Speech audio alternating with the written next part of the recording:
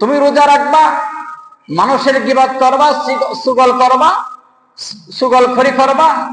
আল্লাহ রাসূল বলেন, এই সারাদিন অনাহারে থাকলা, না খেয়ে সারাদিন কষ্ট করলা, এটা তোমার কষ্ট, কিন্তু এই কষ্টের প্রতিদান তুমি কোনো কিছু পাইবা না। কেন পাইবা না? তার না পাওয়ার একমাত্র কারণ হলো এই আমার রমজানের রোজাটা আমার জবানের কারণে, জবান নাপাক করার কারণে রমজানের রোজার যে ফজিলত, সেই ফজিলতটা নষ্ট হয়ে গেছে।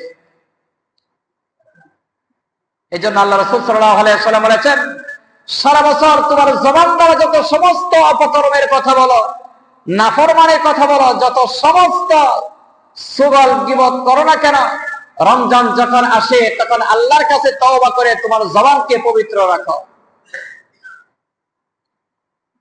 কোন গীবত, কোন সুগল তোমার এই জবান দ্বারা যেন প্রকাশ না পায়, বাহির না হয়। সাবধান। আল্লাহ রাসূল সাল্লাল্লাহু আলাইহি ওয়াসাল্লাম সাবধান করে দিয়েছেন যে এটা যদি তুমি করবা, সারাদিন অনর্থক কষ্ট করলা, সারাদিন অনর্থক কষ্ট করলা, কোনো সওয়াব পাইবা না রোজা। আরেক হাদিসের মধ্যে আল্লাহ রাসূল সাল্লাল্লাহু আলাইহি ওয়াসাল্লাম বলেছেন, আল গীবাতু আসাদ্দু মিনাজ জিনা। জিনা করলে যতটা ভয়াবহ গুনাহ হয়, গীবত করলে জিনার থেকে ভয়ঙ্কর গুনাহ হয়। আল্লাহ রাসূল সাল্লাল্লাহু আলাইহি ওয়াসাল্লাম বলেছেন। এই জন্য রমজানের মধ্যে আমরা গীবত পাশাপাশি সুগল থেকে নিজেকে হেফাজত করব। ইসলামের মধ্যে সবথেকে ভয়ঙ্কর একটা গুনাহ হলো সুগল করা।